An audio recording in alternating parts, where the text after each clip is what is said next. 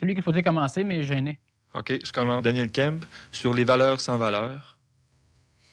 Bonsoir, Daniel. Bonsoir, Michel. Qu'est-ce que c'est une valeur? Une valeur, c'est de valeur, mais c'est ce que les valeurs recherchent. Les valeurs recherchent les valeurs. Puis si les choses n'ont plus de valeur, ben, il n'y a plus de valeur. Ça commence en rond, hein?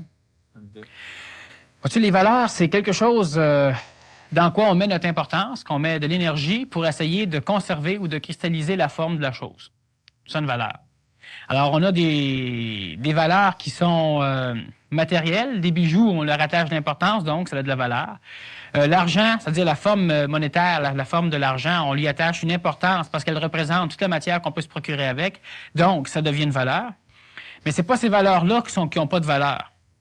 Parce que ces valeurs-là ont la valeur qu'on veut leur donner, hein, ça va de soi, mais ils ont aussi une valeur qui est énergétique, qui est évidente. C'est-à-dire que l'argent, si tu craches sur l'argent, tu craches sur un don divin.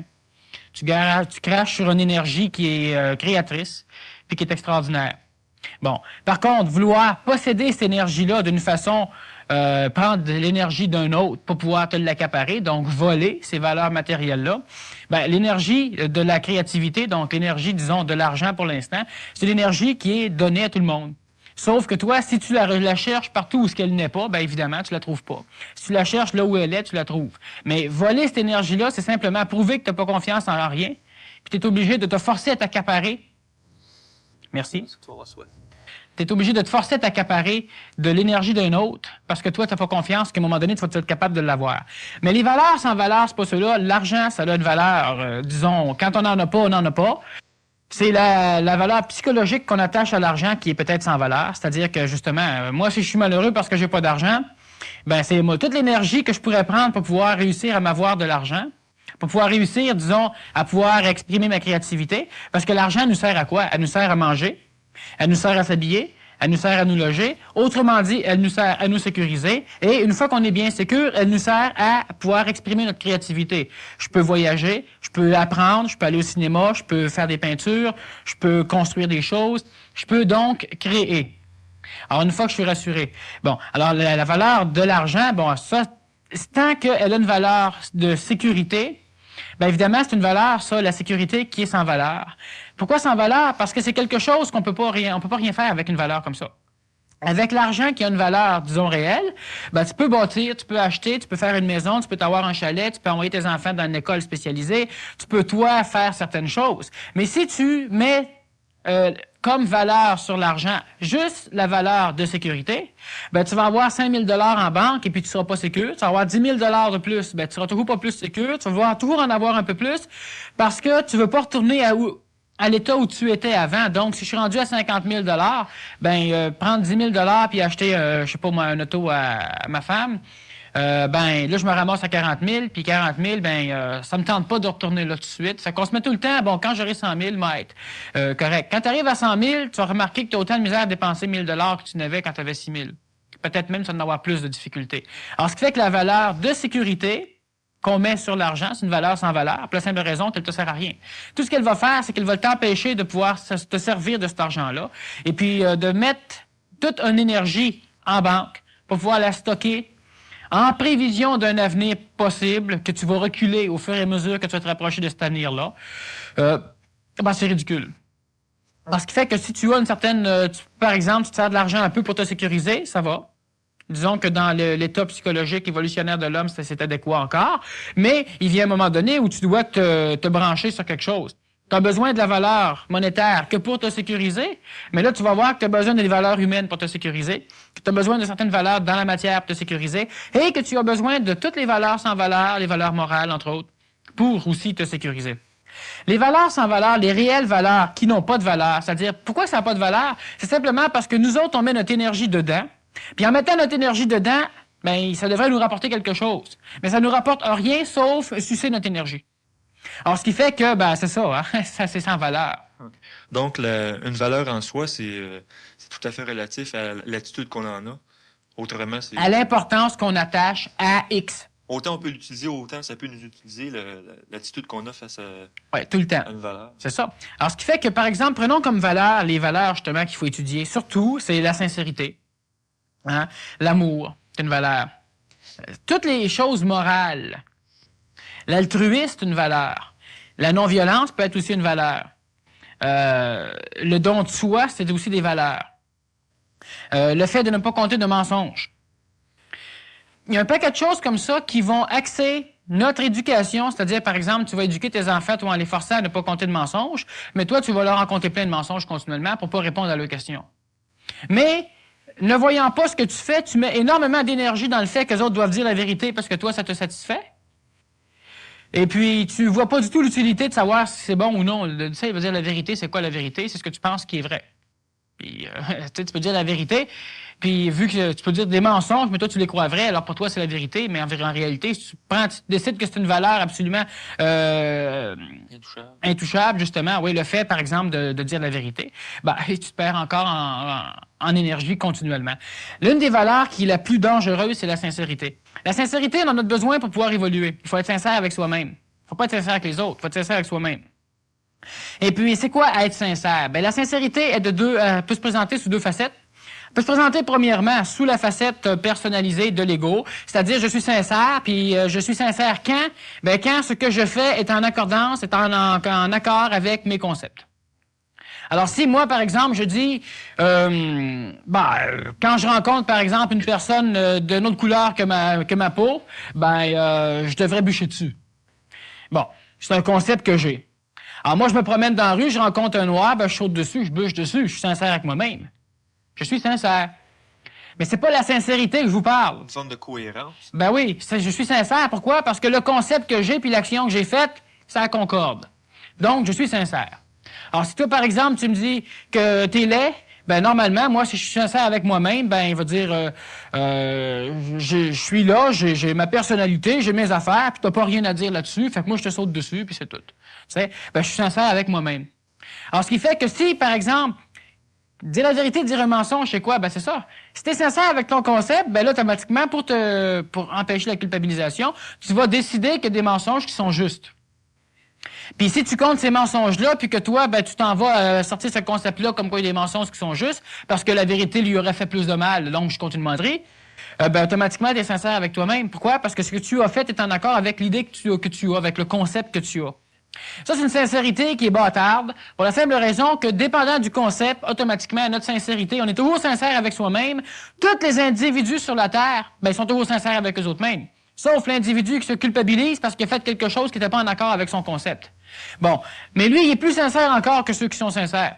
Sauf que là, il tombe dans la deuxième forme de sincérité. Alors, de demander à quelqu'un d'être sincère, c'est quoi être sincère? Quand tu veux que quelqu'un soit sincère, si je te dis, par exemple, qu'est-ce que tu as fait hier soir? Sois sincère, dis-moi-le. C'est quoi? Là, c'est parce que je veux l'obliger, lui, à agir en accord avec mes concepts. Donc, là, il va être sincère pour moi. Alors, si vous voulez que quelqu'un soit sincère pour vous, c'est parce que vous voulez le forcer à agir selon votre conception. Là, il va être sincère avec vous. Ils ne sont pas sincères avec lui, mais s'il est sincère avec lui, s'il vous compte un paquet de menteries en pleine face, il est en accord avec ses concepts, il est sincère avec lui-même, mais pas avec vous. Alors, ce qui fait que notre sincérité, c'est quoi? Ben moi, il faut que je sois sincère avec moi, puis toi, il faut que tu sois sincère avec moi. Puis toi, ben on s'en fout. Tu sais, toi, tu n'as pas à être sincère avec toi parce qu'automatiquement, moi, je peux pas retirer de toi ce que je veux retirer de toi. Alors, vu qu'on donne comme éducation à nos enfants une forme de sincérité bâtarde de cette façon-là, et vu aussi que moi, je travaille comme ça, ben, automatiquement, moi, je suis sincère, puis je peux pas comprendre pourquoi toi, t'es pas sincère. Ah oui, mais toi aussi, t'es sincère. Mais t'es sincère avec toi, pas avec moi. Puis c'est normal. Mais la vraie sincérité, celle qui est juste, disons, puis celle qui est juste, c'est pas celle que vous allez décider qui est juste. Celle que vous allez décider qui est juste, c'est celle qui est en accord avec le concept que vous avez de la sincérité. Mais ça encore, c'est faux. Parce que si votre concept est faux, ben, votre sincérité est aussi fausse sur le concept. Alors, la sincérité, ben, premièrement, on peut pas demander à personne d'être sincère. Pour la simple raison que demander à quelqu'un d'être sincère, ça veut dire de lui demander d'être en accord avec mes concepts. Si on lui demande d'être sincère avec lui-même, quand on lui demande une question, par Oui, exemple. mais ça encore, c'est une manipulation pour que ce soit sincère avec nous autres. Ah. Tout le temps. Sois sincère avec toi, là. Tu sais que c'est pas beau compter des menteries? Bon, dis-moi la vérité. C'est ça. C'est une belle forme de manipulation. Puis, en fin de compte, la personne n'est pas sincère avec elle-même, elle est manipulée. Puis, pour prouver qu'elle est sincère, parce que c'est une valeur, la sincérité. Alors, pour te prouver qu'elle est sincère avec elle-même, ben, en fin de compte, elle va te dire la vérité. Tu vas l'avoir manipulé, pourquoi? Parce que tu vas avoir joué sur la valeur qu'elle place dans la sincérité. Puis comme c'est une valeur, ben, automatiquement, pour pouvoir se convaincre qu'elle a cette valeur-là, c'est une valeur qui est importante pour l'homme, ben, pour se convaincre, elle est obligée donc d'accréditer ta demande, donc de te prouver qu'elle est sincère avec elle-même en étant sincère qu'avec toi-même, avec l'autre. Alors, ce qui fait que, en te disant ça, ben toi, tu vas vouloir me prouver que tu es sincère avec toi-même, tu vas me dire la vérité. Mais en réalité, tu n'es plus sincère avec toi. Tu es sincère avec moi. OK? Alors, c'est une valeur. Pourquoi c'est une valeur? Parce qu'on peut vous manipuler avec cette valeur-là. Toutes les fois que vous pouvez être manipulé par une valeur quelconque, ben, posez pas une question, c'est une valeur, puis c'est une valeur qui est sans valeur. T'es pas un bon père, t'es pas une bonne mère. Mais vous avez des valeurs, justement, là-dedans, ou ce que vous devriez être. Puis pour être ça, ben, il faut que le voisin le dise. Même s'il faut que tu battes ton enfant pour que le voisin dise que tu es un bon père, ben, tu vas battre ton enfant, comme ça, tu vas être sincère avec toi. Donc, en réalité, que le voisin. Hein? Alors, ça fait que ces valeurs-là, ben, c'est ça. Si, tous les fois que moi, je vais vous attaquer sur une valeur, puis ça vous frustre, ben, c'est parce que c'est cette valeur-là, ben, c'est une valeur, justement, qui est sans valeur, qui ne peut servir qu'à votre manipulation. Puis ne servant qu'à votre manipulation, ben, faites-moi pas croire que c'est une valeur qui est importante. La sincérité, c'est quoi? C'est pas quand on arrive à être en accord avec nos propres concepts. C'est quand on arrive à réellement s'observer sans juger ce qui se passe, sans l'accréditer puis sans le condamner. Là, automatiquement, je suis sincère. Dans le sens que je laisse tout faire comme que c'est puis je m'en mêle pas puis j'observe. Bien là, là, t'es sincère avec toi-même. Mais si moi, j'arrive puis je te dis, dis-moi la vérité, et toi, tu t'observes puis tu dis, ben non, je dis pas la vérité. T'es sincère avec toi-même, mais moi, essayer de te convaincre que t'es pas sincère avec toi. Parce que tu as un concept qui te dit de temps en temps de dire la vérité. Enfin, le concept te dit surtout que les autres devraient te dire la vérité. Hein, c'est plutôt ça. Alors, ce qui fait que la valeur, là, c'est un exemple de valeur que je donne, mais quelle que soit la valeur, c'est-à-dire que quand on a une valeur, c'est quoi? C'est parce qu'on attache une certaine forme d'importance à un concept, et puis vu qu'on met de l'importance dans le concept, automatiquement, ça a de la valeur pour nous. Quelque chose qui va renforcer cette valeur-là, c'est le fait qu'une valeur, par définition, il y a une communauté autour de toi qui lui attribue le même oui, c'est tout le monde, exactement. C'est tout le monde. De toute façon, l'homme de masse réfléchit en masse. Alors, ce qui fait qu'automatiquement, puis quand je dis en masse, ça ne veut pas dire beaucoup, ce qui veut dire que ton individu, justement, si tout le monde y croit, ben lui, il croit.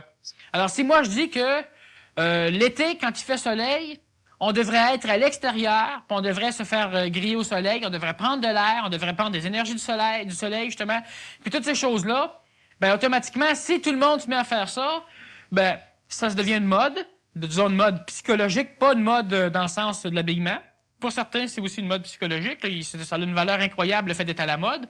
Pour certains jeunes, justement, à un moment donné, ça devient une valeur. À ceux qui en souffrent, s'ils peuvent pas, s'ils rencontrent pas cette valeur-là, c'est une autre valeur sans valeur.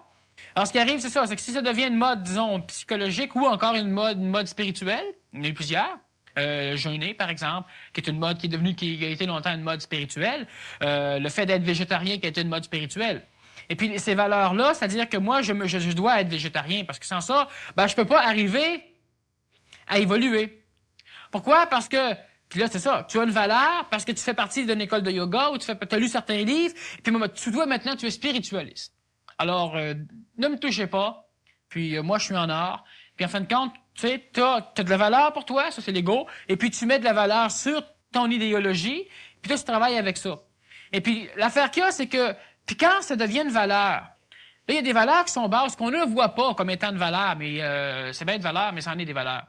Pourquoi? Parce qu'à l'instant même où on peut vous manipuler par ces valeurs-là, c'est-à-dire qu'à l'instant même où vous mettez de l'énergie pour pouvoir défendre la valeur, c'est que vous mettez de l'importance dans cette chose-là. Donc, l'importance que vous mettez là, c'est de l'énergie.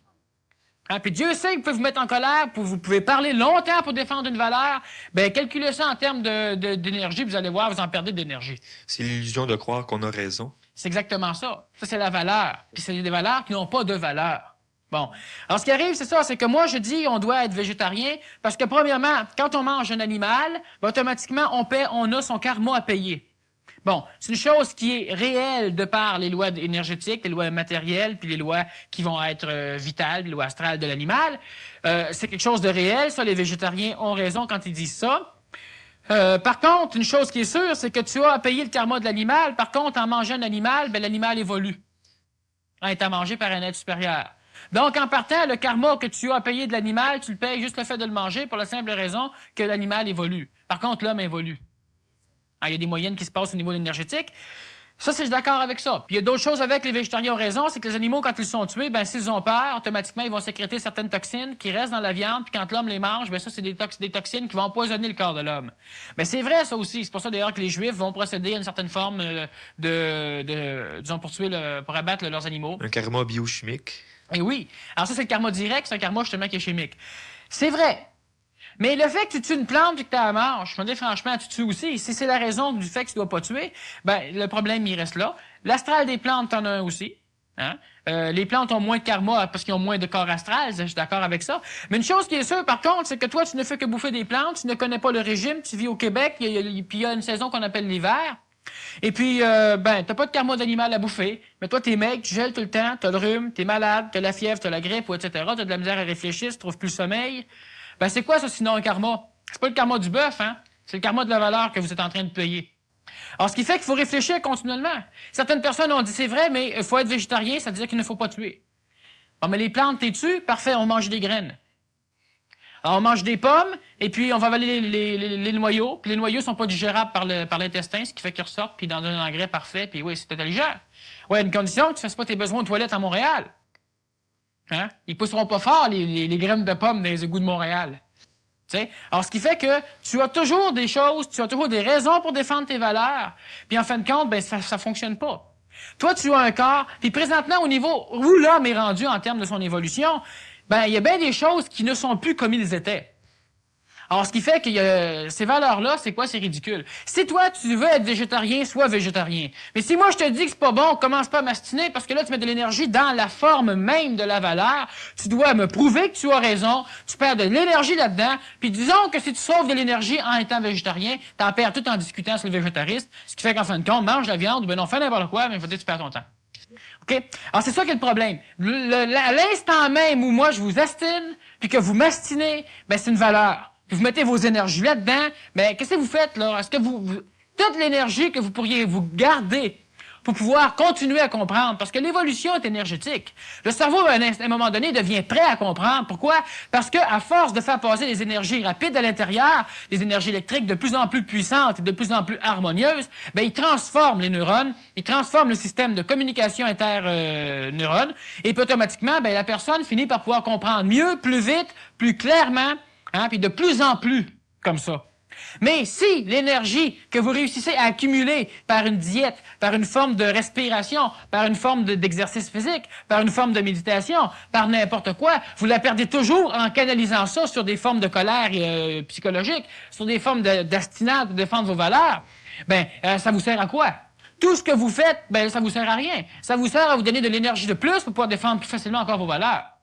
Alors ça, on a vu ça dans beaucoup d'écoles d'ésotérisme, où justement en ésotérisme, ben les écoles n'avancent plus. Pourquoi? Parce qu'ils sont en politique. Ils sont toujours en train de défendre les valeurs de l'école, les valeurs de leur enseignement, et puis l'énergie qu'ils ont accumulée par ces techniques-là, ben ils les gaspillent toutes en défense au niveau de leurs valeurs. Bon, alors ce qui fait qu'on n'avance pas. Les pays aussi, à un moment donné, arrêtent d'évoluer. Ils ont tout pour, c'est génial, mais toute l'énergie qu'ils réussissent à accumuler, ils la dépensent là. Exactement comme on a vu là, la nouvelle loterie du Canada. Bon, alors la loterie qui perd 75 000 tous les semaines parce qu'elle n'est pas finançable, ben là, ils vont mettre bien vite, ils vont faire une loterie pour financer la loterie. C'est ce qui va arriver. T'sais? Alors pourquoi? Parce que justement, c'est que l'énergie, tu accumules de l'énergie, tu as dépensé en publicité pour défendre ta valeur. Tu accumules 500 000 tu en dépenses 100 000 pour en accumuler plus. Puis là, tu en accumules 400, tu en dépenses 1 million. Puis là, tu en accumules 1 million, tu en dépenses 2 millions. Puis à un moment donné, ben, tu es toujours en déficit. Alors, quand on est intelligent, on arrive à pouvoir de défendre nos valeurs, mais juste ce qu'il faut pour se garder l'énergie, faire de quoi. Mais quand on est réellement intelligent, pas d'une façon intellectuelle, donc pas intellectuant, ben, on n'a pas à s'astiner. On n'a pas à se prouver quoi que ce soit. On a juste à le faire. Si ça marche pour nous, ça marche pour nous. Si moi, j'ai 2 bras, puis que je veux faire de quoi, ben si t'as juste un bras, j'aurais beau t'astiner longtemps, tu le feras pas plus. Ce qui est bon pour moi, c'est pas nécessairement bon pour toi. Et puis, à un moment donné, quand ce sera plus bon pour moi, ce sera tout. Mais les valeurs, c'est quoi? Ben c'est simple. Toutes les fois que vous vous sentez touché, ou que vous voulez argumenter, ou vous voulez défendre, ou vous voulez expliquer quand c'est pas le temps, tu sais, quelqu'un qui a rien à faire, qui peut pas digérer le lait, essayez pas de le convaincre qu'il faut qu'il boive du lait. Que c'est bon pour la santé, que ça ôte les caries, puis que ça renforce les os. Lui, il va te dire que ça fait de l'arthrite, puis que ça fait de l'artérosclérose, etc. Hein? Alors, ce qui fait que ça sert à rien. L'énergie que tu ramasses dans une technique, si tu la canalises tout au complet dans la défense de ta technique, ben la technique, c'est une valeur. Puis étant une valeur, ben une valeur justement qui elle ne sert à quoi que te donner de l'énergie pour la reprendre après pour continuer à vivre, c'est une valeur sans valeur. En ce qui a trait à la conférence de la semaine dernière, on peut dire que c'est un frein. C'est un immense frein. Je dis toujours des immenses, tous des immenses freins. Des gros freins. Mais la chose qui est sûre, c'est que en termes d'énergie, c'est un des freins. Pourquoi? Parce que dans tes valeurs, tu peux exprimer la colère. Tu peux exprimer la jalousie. Tu peux exprimer tellement de freins au niveau de ta valeur, parce que quand je défends ma valeur, je mets tout ce que je peux. Je mets toute mes énergies à défendre mes valeurs. Ben, c'est pour ça que ces maudites valeurs-là, c'est des valeurs sans valeur. Parce que je mets toutes mes énergies, non pas à comprendre, non pas à évoluer, non pas à travailler, mais à défendre mes valeurs. Alors, c'est absolument ridicule. C'est complètement ridicule. Puis une valeur qui est comme ça, c'est facile. Vous avez juste à regarder dans votre vécu ce que ça donne, puis vous allez découvrir les valeurs qui sont sans valeur. Puis si c'est sans valeur dans le sens que même si ce que vous faites a une importance, ça a une valeur. Mais ça, jusque-là, cette valeur-là, elle a de la valeur. Mais si quelqu'un vient juste donner un petit coup, ben non, qui vient frapper un coup de masse dessus, puis que vous mettez toutes vos énergies pour défendre la valeur, ben votre valeur, là, ce qui se passe présentement, là, qu'est-ce qui a le plus de valeur? Le fait de défendre notre valeur ou la valeur qu'on veut défendre? Ben la valeur sans valeur, c'est le fait de vouloir défendre notre valeur. Alors, si moi, je te dis que 5 et 5 font 10, c'est une valeur extraordinaire, toi, tu m'astines un petit peu puis que je mets toutes mes énergies pour te prouver que j'ai raison, ben c'est ça, là. Toute mon énergie n'est pas mise dans le vécu de ma valeur, mais dans la défense de ma valeur. Automatiquement, cette défense-là, je mets plus d'importance dans la défense que dans ce que je veux défendre, et c'est ça, la valeur sans valeur. C'est le phénomène dans lequel je canalise mes énergies. Celui, justement, pour défendre ma valeur. Alors, si moi, je mets de l'énergie dans ma famille, puis automatiquement, quelqu'un vient me voir et dit que les familles ne devraient plus exister, on devrait toutes se mélanger comme ils ont en Polynésie. Puis moi, automatiquement, je commence à argumenter, je me lance en politique, puis je m'occupe juste de prouver que les familles, c'est bon. Ben, si je mets plus d'énergie dans ma politique de prouver que les familles, c'est bon que j'en mette dans ma famille, ben, pendant que moi, prouver que les familles, c'est bon, ma famille, elle va se défaire en arrière de moi. Alors, automatiquement, quelle est la valeur? Ma valeur familiale est peut-être bonne, mais vu que je mets toute mon énergie à défendre cette valeur-là, ça devient la valeur primordiale pour moi. Défendre ma valeur. Puis c'est ça, ma valeur sans valeur. Pourquoi? Parce que mon énergie que je pourrais me servir pour faire de quoi? Tu sais, si eux autres, ils décident que les familles, c'est plus bon, c'est deux affaires. Si ma famille, moi, ça marche à merveille, à un moment donné, ils ne veulent pas, ça va rayonner. Il y en a bien qui vont s'en rendre compte aussi. Mais je me lance pas dans une forme de travail pour défendre ma valeur. Alors, quand on se met en colère pour défendre juste le fait, par exemple, que vous avez votre habillement, votre manière de parler, le genre de film que vous allez voir, le genre d'hôtel que vous fréquentez, le genre de personnes que vous rencontrez, le genre de conférence où vous allez. Il y a tellement de choses sur lesquelles on vous agresse continuellement. Puis l'énergie que vous placez dans la défense, justement, pour expliquer, parce qu'on se doit, on se doit d'expliquer à tout le monde pourquoi on fait de quoi. Hein? Il faut que le monde nous comprenne. Une des formes de manipulation absolument parfaite de l'homme ou de la femme, quand le couple va se parler, par exemple, là, je te comprends pas. Là, franchement, je te comprends pas. Ah, puis toi, t'es là, puis là, tu recommences. Tu as l'impression qu'il faut absolument que l'autre te comprenne. Mais l'autre, il n'y a pas à te comprendre si l'autre peut pas te comprendre. T'sais, alors toi, tu décides que tu fais du jogging tous les soirs. Là, ta femme vient te voir, elle te dit « Pourquoi tu fais du jogging tous les soirs? C'est bon pour la santé. Tu n'as une bonne santé. » Ben oui, mais j'ai encore besoin. Là, franchement, là, je te comprends plus pantoute. Puis là, tu te sens coupable. Là, tu sais plus où aller, t'es tout fait. Pourquoi? Parce que toi, t'as ancré en toi l'impression qu'il faut que les autres te comprennent. Ben, tu me comprends pas? Non, qu'est-ce que tu veux que je te dise? Moi, je me comprends. Ça fait ton jogging. Si ça te tente d'expliquer parce que tu crois que la personne, ça peut être bon pour elle, OK. Mais tu passes pas tous les fois. Tu sais, on n'a pas de besoin d'être compris par les autres. Puis si vous avez un besoin d'être compris par les autres, c'est parce que vous-même, vous n'êtes pas sûr de ce que vous faites. Vous demandez l'accréditation d'autrui, puis en demandant à autrui d'accréditer ce que vous faites pour que vous vous sentiez bien, faites-moi confiance, vous allez vous sentir mal longtemps. Puis souvent. Donc, il y aurait comme un phénomène d'insécurité à la base du fait qu'on veut toujours défendre nos valeurs. Tout le temps. Alors, vu que tu es insécure, puis vu que cette valeur-là, pour toi, elle a de la valeur, tu veux obliger la population de l'univers à y accorder de la valeur. Si toi, tu as une pièce, une chambre, tu rentres là, tu as ton crucifix, tu as ton petit tapis, tu as ton encens, puis quand tu rentres, tu fais 3 ou 4 prières, 3 ou 4 saluts, tu te mets à genoux, tu rentres jusqu'à ton bureau, tu te lèves, tu t'assois, tu regardes à gauche, à droite, au nord, au sud, tu fumes ta pipe de Marie, bon. Là, quelqu'un rentre là-dedans et dit « Hey, Michel, là, il y a une bonne vue à soir. » Là, tu tires tout ce que tu as de sacré dans la face. Pourquoi? Parce que la pièce, puis tout ce que tu fais là a une valeur pour toi. Puis une valeur extraordinaire qu'on ne peut pas violer. C'est sacré. Puis quelque chose de sacré, c'est quelque chose qui a plus de valeur encore que les valeurs. Mais c'est une valeur, quelque chose de sacré. Ça crée bien des problèmes, hein? Et puis, ce qui arrive, c'est que toi, justement, parce que c'est sacré, ben tout le monde devrait, tu vas dire, me respecter. Ben quoi? J'ai ouvert la porte puis je t'ai parlé. C'est qu'il aurait fallu que je fasse te respecter. Je t'envoie un télégramme. Tu sais, y a personne qui t'a pas respecté. Mais toi, tu te respectes pas. Parce que toi, tu prends toutes tes énergies pour t'en servir, pour pouvoir donner, pour manipuler l'autre, le faire travailler comme tu veux qu'il travaille. Lui, il faut qu'il cogne à ta porte, il faut qu'il fasse 25 saluts, il faut qu'il rentre jusqu'au bureau avec, il faut qu'il fume sa pipe de Marie. Puis tout ça, tu sais, pour pas te parler. Bon, sans ça, ben l'autre, il te respecte pas. Puis toi, tu le respectes en maudit, hein, en le forçant à faire ce que toi, tu veux qu'il fasse. Bon, alors ce qui arrive, c'est que tes valeurs, c'est de valeur, mais ça n'a pas de valeur pour personne. Bon, mais ça a de valeur pour autrui quand c'est social. Alors, socialement, on doit dire la vérité. Tu vas en cours, et puis là, ben on te donne une Bible, et puis là, ben là, jurez-vous de dire la vérité, toute la vérité, rien que la vérité, dites je le jure. Ben, je le jure. Tu sais? Puis dans la Bible, c'est écrit qu'il ne faut pas jurer sur rien. Et tu jures sur la Bible. Alors, c'est quelle valeur ça a? Ça a la valeur que l'homme veut bien donner. Ça a juste cette valeur-là. Mais si toi, tu dis, ben moi, je jure pas là-dessus, moi, je prends la Bhagavad Gita, c'est... Là, le juge, il saura plus.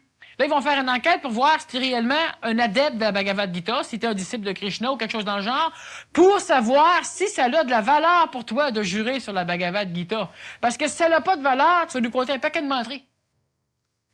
Mais ce qui est amusant, c'est que vu qu'on croit socialement que jurer sur la Bible, ça a de la valeur, on vérifie pas si le criminel, lui qui a tué, a de la valeur. Il calcule que la Bible a de la valeur. On le fait jurer dessus, puis après, il peut nous dire n'importe quelle menterie, ça change rien.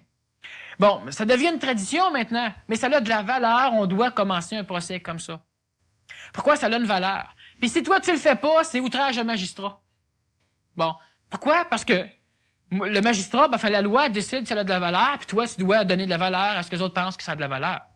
Bon, ça, c'est la société. Mais c'est la société, pourquoi? Parce qu'on est comme ça. Moi, ce qui a de la valeur pour moi, vous devez y faire attention. Si je me fous de mon char, ben, t'arrives avec tes sacs Stamberg, tu peux les mettre sur mon capot, ça me dérange pas. Si tu m'agranes un peu à peinture, c'est pas grave. Mais si mon char, tous les jours, je le lave, je le frotte, je le sais, j'essaye toutes les nouvelles cires qu'on me présente à la télévision, puis t'arrives avec ton sac Stamberg, tu le mets là-dessus, tu vas voir que moi te causer dans le casse. Pourquoi? Parce que ça a de la valeur, puis tu devrais respecter mes valeurs.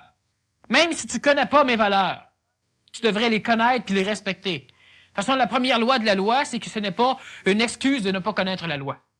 Alors, ce qui fait que si vous faites un délit, ben, vous pouvez être reconnu coupable, puis, ben, je ne savais pas. Ah, la loi a changé hier, puis c'est dans la loi que c'est pas une excuse de ne pas connaître la loi. Ben oui, parce que la loi représente nos valeurs, elle représente notre psychologie. Toi, avec, c'est la même chose. Moi, je rentre dans la chambre. Ah, excuse, je savais pas qu'il fallait que je cogne, puis que je rentre jusqu'au bureau, puis tout ça. C'est pas une raison. Tu vas crier, tu vas brouter, tu vas péter, tu vas tout faire. Mais une chose qui est sûre, c'est que la personne, même si elle dit qu'elle ne savait pas, c'est pas une raison. Ça, ceux qui ont des enfants, vous pouvez voir, quand vos enfants vous le disent, ben je savais pas. C'est une bonne raison, ça. Ah ben il sait, là, hein? Puis il va savoir pour les prochaines fois, hein? Vous le punissez pareil, comme la loi fait. Pourquoi? Parce que vous avez des valeurs, vous mettez de l'importance quelque part, et puis vous prétendez que tout le monde devrait accorder l'importance que vous accordez à ça. Parce qu'elle a de la valeur. Mais toute l'énergie que vous pouvez canaliser par ce schéma de valeurs-là, parce que les valeurs, c'est-à-dire ce dans quoi on met de l'importance, c'est pas néfaste. Ça peut être très néfaste, mais c'est pas toujours néfaste. Hein? Ça peut être bon, ça peut nous amener de l'énergie, ça peut nous bâtir, ça peut nous construire. Mais toute l'énergie que ça nous amène, si on la perd toute en frivolité, en défendant ces valeurs-là, ben, Torvis, à quoi ça vous sert, ces valeurs-là? Allez donc voir des films à la place. Ça va être bien plus pratique, puis vous allez moins crier. Dans ce sens-là, pourrais-tu nous parler un petit peu, c'est quoi l'intelligence derrière une valeur, s'il y en a? Oui. L'intelligence, il y en a une, mais c'est pas l'homme qui la place. C'est-à-dire que l'homme n'a pas encore l'intelligence qu'il faut pour voir ce qui doit être vu. Alors, automatiquement, l'homme a, par contre, la capacité astrale et intellectuelle de pouvoir essayer de construire ce qui devrait être vu à partir d'une perception. Puis une perception, c'est quoi? Ce n'est pas une vision, c'est une vision, disons, à travers un brouillard. Donc, à partir d'une perception de la chose qui doit être vue, ben l'homme va prendre les éléments, il va construire ce qu'il croit être la chose, et puis automatiquement, ça devient un concept, puis ça, on y attache une valeur, parce que c'est avec ça qu'on va cheminer pendant un bout de temps. Alors, c'est intelligent. L'intelligence permet à l'homme de se construire des formes, c'est-à-dire que vu que tu as la capacité de te construire des valeurs, automatiquement, tu as certaines formes d'énergie intelligente qui vont descendre en toi, juste la dose que tu peux prendre. Jamais plus, parce que sans ça, c'est dangereux. Et cette dose-là, elle est dosée par l'ajusteur de pensée, elle est dosée par l'intelligence elle-même, et puis toi, tu as juste la dose que tu as besoin. À partir de cette dose-là, tu te crées un maître dans l'astral, tu te crées un maître dans le vécu, tu rencontres un guide de lumière, tu rencontres un extraterrestre, tu rencontres n'importe quoi. Ça a de la valeur pour toi. Mais ça, c'est pas nécessairement une farce. Ça peut être manipulateur d'une façon incroyable si c'est juste astral. Mais ça peut être une apparition astrale guidée par l'intelligence. Alors, il y a certains individus qui ont des guides de lumière, qui ont...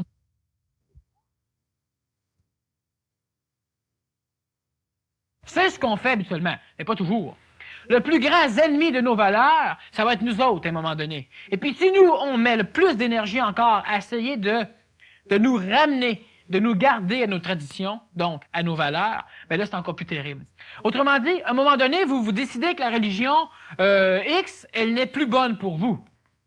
Bon, alors, le premier pas va être, ouais, mais d'un coup, c'est pas vrai. La culpabilité enseignée par les religions. Le deuxième pas va être, bon, ben c'est simple, la religion, c'est pas bon. Alors, c'est pas bon pour personne, c'est pas bon pour vous. Ça, c'est encore un phénomène religieux. Vous allez vouloir convertir les autres, que c'est pas bon.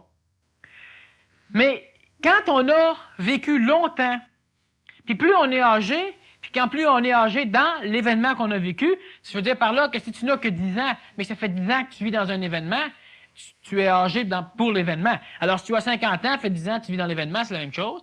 Plus on a vécu de temps à travers un événement, donc dans une religion, dans une école, avec une forme de morale, de psychologie, avec des valeurs sans valeur qu'on connaît, auxquelles on mettait une valeur. Alors, plus on a vécu longtemps, plus ça va être dur pour l'individu de pouvoir se retourner, regarder tout ce schéma-là, puis de dire c'était bon, donc c'est plus bon. Là, il fait une coupure, il vire de bord, puis il continue. Mais l'individu va avoir de la misère. Alors, automatiquement, l'individu va essayer, dans les premiers temps, de pouvoir essayer de s'expliquer, de se convaincre que ces valeurs-là, ben voyons donc, si j'ai passé 10 ans à y croire, c'est pas parce que c'est mauvais.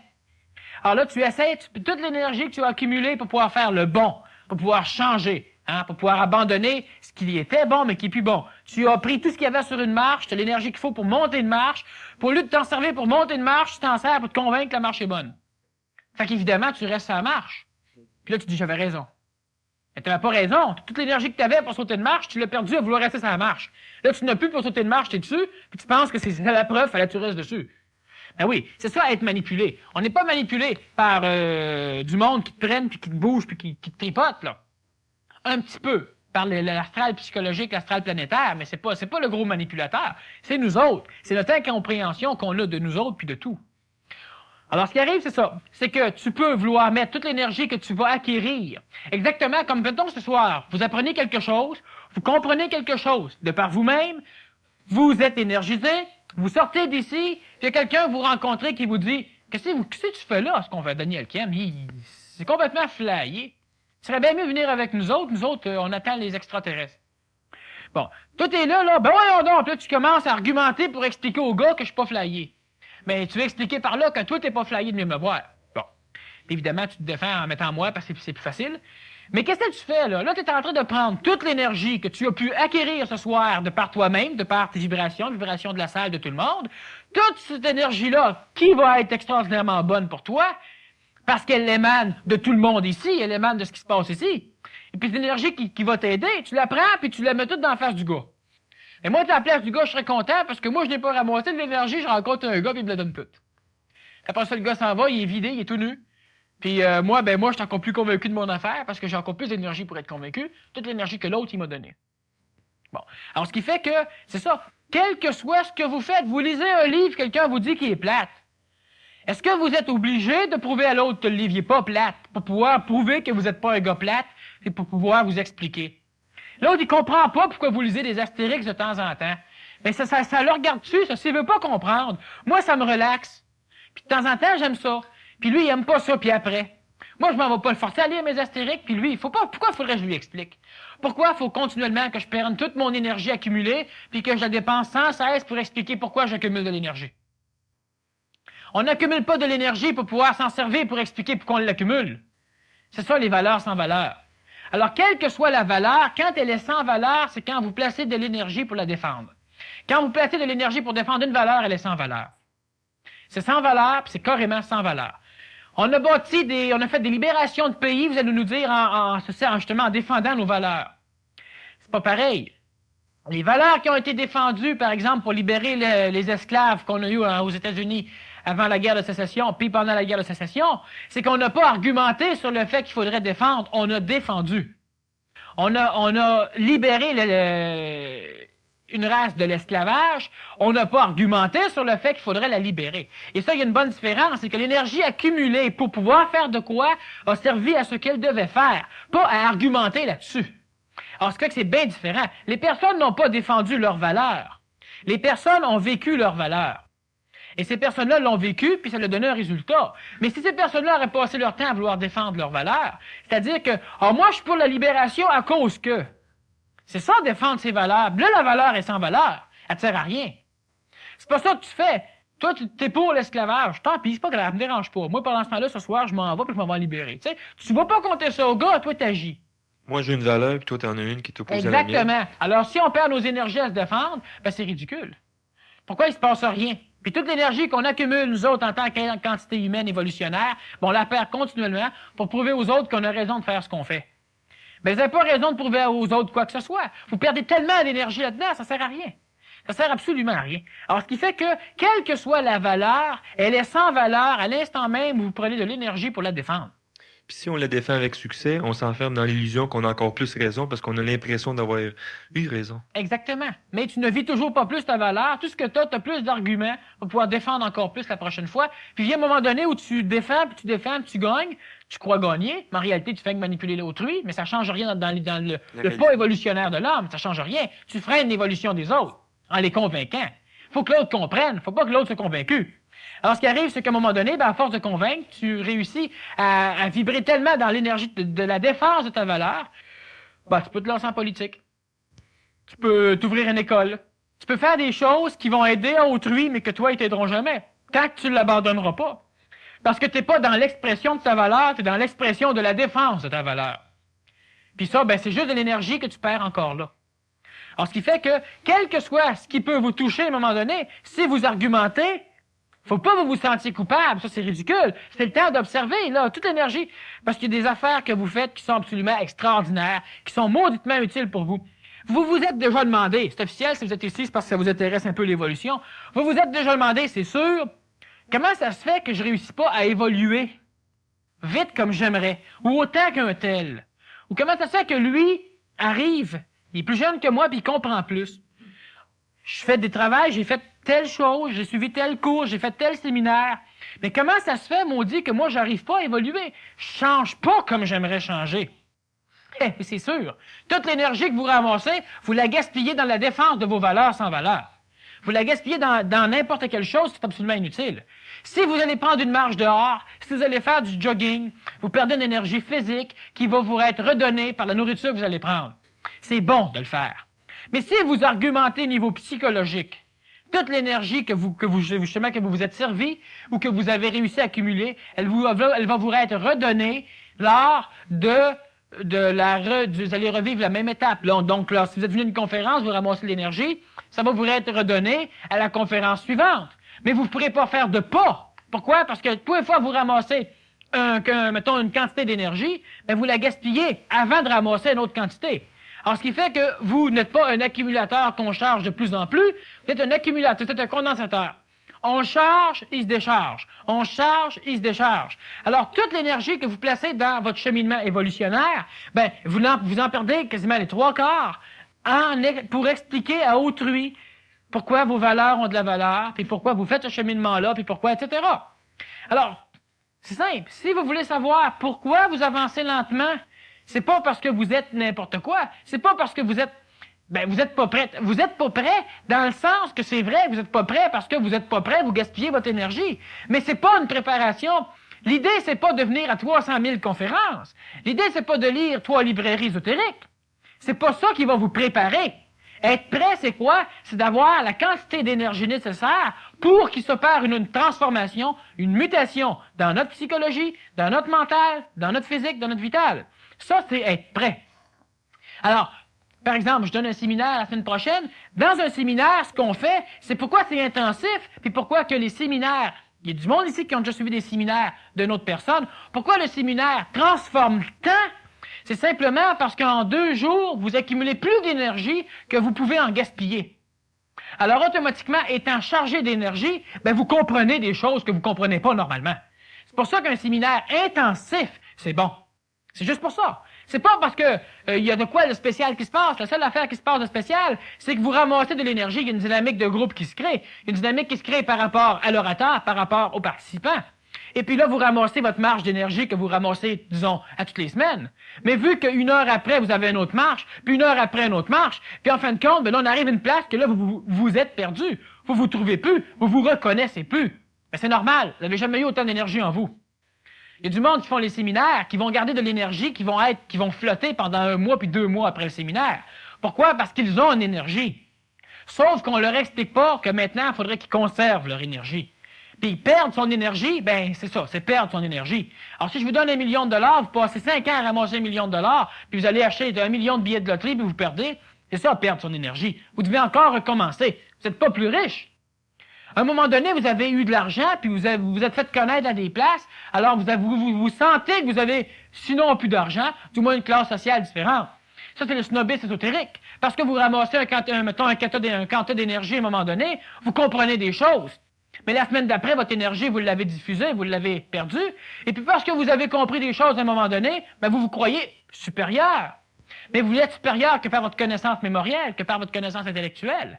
Autant qu'un universitaire va être supérieur aux autres. Mais en ce qui concerne votre évolution, ou votre vécu, ou votre compréhension réelle et globale de ce qui se passe, vous êtes toujours au même niveau. Pourquoi? Parce que l'énergie accumulée est dépensée immédiatement. Alors, lors d'un séminaire, pourquoi que le séminaire transforme réellement l'individu? C'est simplement parce que l'individu accumule de l'énergie pendant 2 jours. Alors, ce qui arrivait à l'époque des monastères, justement, on en a eu plusieurs aux Indes, on en a eu au Japon, on en a eu au Tibet, on en a eu en Chine, on a eu nos monastères en Occident, ben c'est que l'individu qui rentrait dans un monastère, disons, intelligent, il y a des monastères qui étaient là juste parce que tu avais commis des péchés, tu allais te faire châtier, on a besoin de main-d'œuvre humaine, fait qu'on te donnait des raisons pour venir. Les monastères où ce qu'on travaillait, ben c'est simple, c'est que l'individu accumulait de l'énergie, puis on s'arrangeait pour pas qu'il gaspille son énergie. Alors, comment veux-tu t'estimer avec un maître quand le maître t'écoute même pas? Lui, il mange son cornet, puis quand tu parles, puis il est tanné, ça les tombe dans le front, puis il s'en va. Toi, qu'est-ce que tu fais? Ben, t'arrêtes de crier.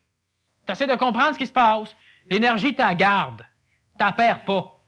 On fait des conférences. On donne des séminaires. On donne de l'énergie. On fait pas ça pour que le monde l'apprenne puis qu'elle dilapide 2 jours après. On fait pas ça pour ça. C'est ridicule. Pourquoi vous pensez que plus ça va aller, plus dans l'endroit où vous allez ramasser le plus d'énergie, ben on va vous charger plus cher pour rentrer. L'argent, c'est de l'énergie. On charge 7 $ ici. À un moment donné, on va charger plus cher. Puis à un moment donné, ben, il y a du monde pour qui on ne chargera pas. Pourquoi? Parce que l'énergie qu'on donne, elle doit nous revenir. Si vous n'êtes pas capable de la prendre, de la conserver pour pouvoir faire de quoi avec, ben vous allez devoir payer cette énergie-là. Alors vous payez pour rentrer, c'est normal. C'est pas tous ceux qui sont orateurs qui comprennent le phénomène, mais c'est pour ça que ça se passe comme ça. Alors ce qui fait que si moi je vous donne de l'énergie puis vous la dilapidez, vous ramassez un karma. Vous ramassez une dette karmique. Par contre, si vous payez l'énergie est à vous, vous en faites ce que vous voulez. Mais dans votre démarche, vous faites rien pendant ce temps-là. C'est-à-dire que vous faites un petit pas. Parce qu'à un moment donné, vous ne dépensez plus l'énergie que vous ramassez, du moins pas dans sa totalité, mais vous dépensez pareil. Alors, ce qui fait que si on arrive à comprendre le processus, même de conservation de l'énergie, puis les valeurs sans valeur, ben c'est ça. C'est là qu'on place les 3/4 de l'énergie qu'on gaspille. Moi, présentement, je parle. Je ne défends aucun point de vue. Je parle de choses que je ne sais pas, et j'apprends, et j'accumule une énergie extraordinaire, comme vous pouvez en accumuler une. Mais cette énergie-là, je m'arrange pour la conserver. Alors, ce qui fait que la conservant, automatiquement, je reste en contact avec où je prends mes connaissances. Et étant en contact avec ça, ben, je peux continuer à parler, je peux continuer à apprendre, parce que l'énergie que j'accumule, je ne la dépense pas. Et puis, la majorité des individus sont presque prêts à pouvoir faire ça, mais ils dépensent leur énergie. Alors, dépensez votre énergie, on fait un séminaire. Alors, il y a des séminaires qui coûtent 300 $, des séminaires qui coûtent 200 $, dépendant de la quantité d'argent qu'on doit mettre pour la matière. Alors, c'est dans un hôtel, s'il faut manger là, etc. Mais pourquoi qu'on charge tant? Ben, c'est simple. L'énergie qui est dépensée là par l'orateur, elle doit lui revenir. Dans ça, si vous prenez quelque chose puis vous le gaspillez, vous allez payer pour. Alors, l'orateur aussi, il a de quoi, il s'en sert. Mais il ne doit pas le gaspiller, il ne doit pas le dilapider. Alors, c'est la même chose, si vous arrivez, vous payez tant.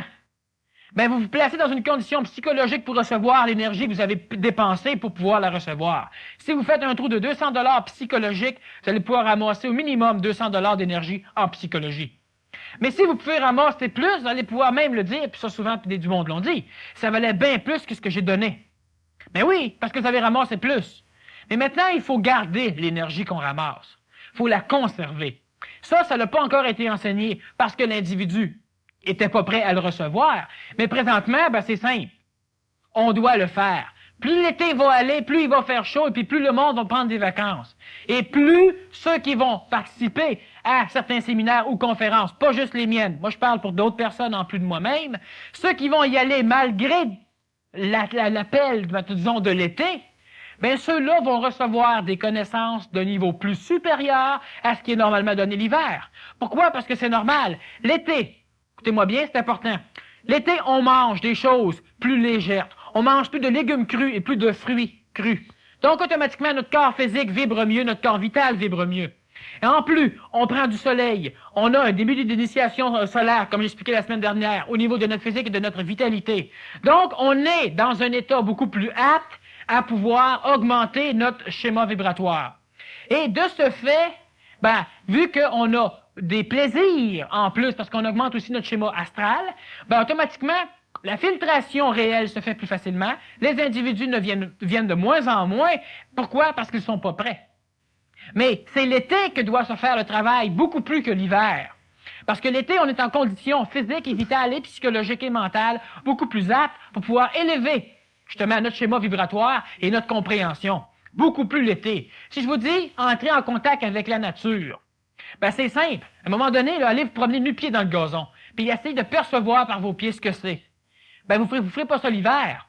L'hiver, ça se fait, mais vous n'êtes pas prêt à le faire. Alors, ce qui fait que l'été, il y a tellement de choses qu'on peut faire, mais les individus fuient justement l'endroit où ils peuvent recevoir l'énergie l'été pour pouvoir s'amuser. Pourquoi? Parce qu'ils recherchent une énergie astrale, une énergie psychologique, au détriment de tout l'équilibre total de l'énergie. C'est pas parce qu'une personne va à 2 ou 3 ou 4 conférences dans une semaine qu'il va perdre son été. C'est pas parce qu'une personne assiste à 1 ou 2 séminaires au cours de l'été. Moi, j'en donne pas autant, mais il y a des choses à prendre ailleurs. Il y a du monde qui sont extraordinaires ailleurs. C'est pas parce qu'une personne perd, 2 fins de semaine au cours de son été qu'elle a perdu l'été. Elle va perdre bien plus la possibilité que lui donne l'énergie de l'été en faisant ce qu'elle fait depuis qu'elle est jeune, en s'amusant. Il faut faire des sports, c'est bon pour l'énergie physique. Il faut faire d'autres choses, il faut en profiter pour manger des légumes, manger des fruits crus. Pourquoi? Parce que dans le légume et dans le fruit cru, il y a une énergie vitale qui est normale, qui est à son état plein et qui est vivante. Le fruit ou le légume cru va continuer justement à mûrir, même si c'est arraché au soleil. Mangez ça, c'est de l'énergie vitale que vous donnez à votre corps. Ça allait avoir besoin de moins de sommeil, vous allez ramasser de l'énergie pour l'hiver.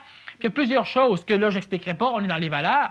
Mais manger des légumes et des fruits crus au détriment de la viande morte ou des légumes cuits, qui est mort, ben automatiquement, ça vous met dans des conditions. Et l'été, vous pouvez faire ça. L'été, instinctivement, vous allez manger beaucoup plus de tomates, beaucoup plus de pommes, beaucoup plus de melons d'eau. Vous allez manger des choses comme ça. Au lieu de boire de l'eau du robinet, vous allez manger des fruits qui ont du liquide. Ben, à l'intérieur de ce liquide-là, vous ramassez, en plus d'un paquet de sels minéraux, etc., vous ramassez de l'énergie vitale, qui est directement assimilée par votre estomac parce que c'est liquide. Hein? Alors, c'est sûr que l'été, c'est là qu'il faut qu'on fasse de quoi. L'initiation solaire se fait pas l'hiver. Elle se prépare l'hiver par du monde qui sont prêts à l'équinoxe, c'est-à-dire vers le 25 de décembre, 21 décembre. quand le soleil recommence à descendre vers l'équateur. Mais présentement, pour nous, ben c'est ça, c'est l'été. C'est l'été qu'il faut travailler. Fait chaud l'été, habillez-vous en conséquence, c'est tout. Laissez faire les valeurs de la mode. Laissez faire les valeurs qui vous disent que vous devriez arriver sous telle forme. On s'habille pour être en forme. On n'est pas ici pour faire un défilé de mode, on est ici pour pouvoir augmenter notre quantité d'énergie. Alors on met tous les moyens en œuvre pour pouvoir le faire, mais c'est intelligent et utile à la condition qu'on mette tous les moyens en œuvre pour ne pas gaspiller cette énergie-là après. On n'a plus de maladie quand on ne gaspille plus notre énergie. On n'a plus de problèmes psychologiques. Puis il y a beaucoup d'autres choses que je vous compte pas. Vous le vivrez, ceux qui le feront. Sans ça, je vais vous mettre juste des petits gâteaux au bout, puis psychologiquement, au niveau de votre astral, vous allez vouloir travailler pour atteindre ça. Vous allez encore dilapider votre énergie. Mais il y a énormément de choses qui se passent, qu'on recherche, mais qu'on ne peut pas trouver. Pourquoi? Parce qu'on n'a pas l'énergie pour le faire. Si je veux courir 100 000, puis que j'ai élevé un tracteur pendant 2 semaines avant de courir mon 100 000, ben j'aurai pas l'énergie pour courir mon 100 000. Alors même si je veux courir le 100 000, je peux pas le faire. C'est évident. On comprend ça dans le domaine de la matière. Il faut le comprendre dans notre domaine psychologique, dans le domaine évolutionnaire mental et supramental. Très important. Alors, ce qui fait que, moi, j'ai un séminaire la semaine prochaine. Ceux qui peuvent être intéressés et qui se sentent prêts, ben c'est quoi le séminaire? C'est ça. Je fais juste un petit détour. Pourquoi? Parce que c'est important, ça explique le pourquoi des séminaires. Il n'y a pas immensément d'individus qui font des séminaires dans la province, puis il y en a encore beaucoup moins qui font des séminaires qui ont de l'allure, c'est-à-dire que c'est un séminaire qui est basé sur l'énergie. L'énergie, elle peut se donner de différentes façons, mais cette énergie-là, vous devez la conserver. Sinon, ben vous allez devoir payer pour. Une chose qui est sûre, c'est que quand l'individu va prendre de l'énergie, il va la conserver. Il va avoir les entrées gratuites partout où il va aller. Parce qu'il n'y a aucun conférencier qui est dans l'énergie qui va permettre que cette personne-là débourse. Pourquoi? Parce qu'elle n'a pas à débourser. Elle apporte plus au niveau énergétique que ce qu'elle peut apporter au niveau monétaire. Et l'important, c'est le niveau énergétique. On n'a pas besoin d'argent quand on n'en a pas de besoin. Mais quand on a toute l'énergie pour pouvoir avoir ce qu'on veut, plus on a d'énergie et plus vous allez vous conscientiser. C'est-à-dire, la conscientisation, c'est quoi? C'est pas seulement de ramasser de l'énergie. La vraie conscientisation, c'est la possibilité qu'a l'être évolutionnaire de pouvoir conserver l'énergie. Et quand il conserve l'énergie, il n'a plus besoin de sommeil, il n'a plus besoin de manger, il n'a plus besoin de bien des choses. Il n'y a pas froid l'hiver, puis il n'y a pas chaud l'été. Pourquoi? Parce qu'il a l'énergie nécessaire pour pouvoir faire ce qu'il a à faire. Alors, la conscientisation évolutionnaire humaine, c'est juste la possibilité qu'a l'homme de conserver l'énergie. C'est juste ça et ça s'arrête là. Vous ne pouvez pas conserver votre énergie, vous n'évoluez pas. Vous la conservez un petit peu, vous évoluez un petit peu. Demandez-vous plus pourquoi vous évoluez lentement, c'est parce que votre énergie sort aussi vite qu'elle rentre, ou presque aussi vite qu'elle rentre. Alors, ce qui fait que l'énergie, vous ne la placez plus dans la défense de pourquoi ou du chemin qui vous a amené l'énergie. Sinon, si vous faites ça, vous placez votre énergie et vous la placez dans la défense de votre valeur. Ça a de la valeur pour moi, alors c'est normal que je le défende. Oui, c'est normal. Fait que laissez donc tomber les valeurs de bord. Comme ça, vous allez pouvoir faire un travail qui va être réellement utile pour vous. Si vous placez 10 $ quelque part, il va vous revenir en énergie. Le 10 $, vous allez le ramasser ailleurs, faites-vous-en pas, puis vous allez avoir l'énergie en plus que le 10 $ vous a ramené ou bien plus. Le 10 $, c'est une forme. Vous placez 3 000 $ quelque part pour un séminaire d'un été complet dans un camp spécialement fait pour l'évolution, physique, vitale, psychologique et puis intellectuelle ou même supramentale. Ben, faites-vous-en pas que l'énergie, quand on dit, puis ça, moi je le dis, puis d'autres le disent, ah oui, mais c'est cher. Quand tu vas être prêt, tu vas l'avoir, ton argent. Mais c'est normal. Pourquoi? Parce qu'on donne de l'énergie lors d'un séminaire, mais on ne donne pas à partir d'une base en bas. On le donne à partir d'un niveau. Alors, si tu as l'énergie de ce niveau-là, tu vas aussi avoir l'énergie monétaire pour pouvoir venir au séminaire. Et si tu l'as juste, tu décides de la prendre pour la mettre là, elle va être remise en sortant. C'est normal, en termes d'énergie, puis en termes de transformation. Puis l'énergie dans la matière vous revient aussi, l'énergie monétaire aussi vous revient, c'est une énergie. Alors, ce qui fait que, quand vous êtes prêt, vous avez ce qu'il faut pour. Tout le temps. Mais l'homme, la femme et les enfants, doit conserver l'énergie. Puis conserver l'énergie, ça ne veut pas dire de ne pas en donner. En donner, c'est en recevoir. Mais en perdre, c'est en perdre. En donner, là où il y a un trou, vous prenez un verre, il est beau le verre. Vous voulez le remplir de lumière, le verre. Ben, vous allez devoir continuellement mettre de l'énergie dans votre verre si vous voulez qu'il y ait de la lumière dedans, parce que la lumière sort à travers le verre. Alors, si vous avez une énergie, que vous voulez la canaliser dans un contenant, dans un autre individu, dans vos enfants, dans votre voisin, dans votre patron, dans vous-même, et que vous êtes transparent comme un verre, vous êtes pur, oui, on ne peut pas rien faire avec vous. Pourquoi? Vous prenez de la lumière, vous la mettez dans le verre. Quand l'énergie va pouvoir être conservée au niveau du verre, ben, si vous remplissez ce verre-là de lumière, puis la lumière se conserve à l'intérieur, brisez pas le verre, parce qu'on se rapproche d'une explosion nucléaire. C'est la même chose pour l'homme. Si vous voulez donner de l'énergie, donnez-en dans un verre opaque, c'est-à-dire donnez-en quelque part là où on va garder l'énergie que vous donnez. Sinon, demandez une rétribution. L'énergie, vous ne l'aurez pas gaspillée, vous l'avoir transformée. Donc, au point de vue énergétique, les valeurs, c'est un siphon d'énergie. Puis la quantité qu'on va perdre va dépendre de l'importance qu'on va y donner. Tout le temps. Tout le temps. Toi, tu te lances une mission sur la Terre. Mais regarde l'énergie que tu perds là-dedans, que tu n'arrives pas à comprendre. On remet tout le temps en question ce qu'on sait. Pourquoi? Parce que justement, l'énergie qu'on ramasse avec ce qu'on sait, on l'applique à vouloir nous convaincre, nous, donc défendre nos valeurs par rapport à nous-mêmes ou défendre nos valeurs par rapport à autrui. Automatiquement, tout ça, ce sont des siphons d'énergie. Les siphons d'énergie, il y en a qui sont humains. Du monde qui viennent vous siphonner votre énergie de façon humaine. Puis il y a des siphons d'énergie qui sont nous-mêmes, c'est-à-dire dans l'énergie qu'on met à défendre des valeurs sans valeur. Puis comme je le dis de temps en temps, ce qui sert à quoi, sert à quoi. Ce qui sert à rien, sert à rien. Alors ce qui fait que défendre des valeurs sans valeur, ça sert à rien. Alors on va prendre une petite pause et puis vous écrivez vos questions. Et puis après la pause, on continue. Ceux qui écriront des questions, s'il vous plaît, écrivez-les de façon lisible, s'il vous plaît. Avant qu'on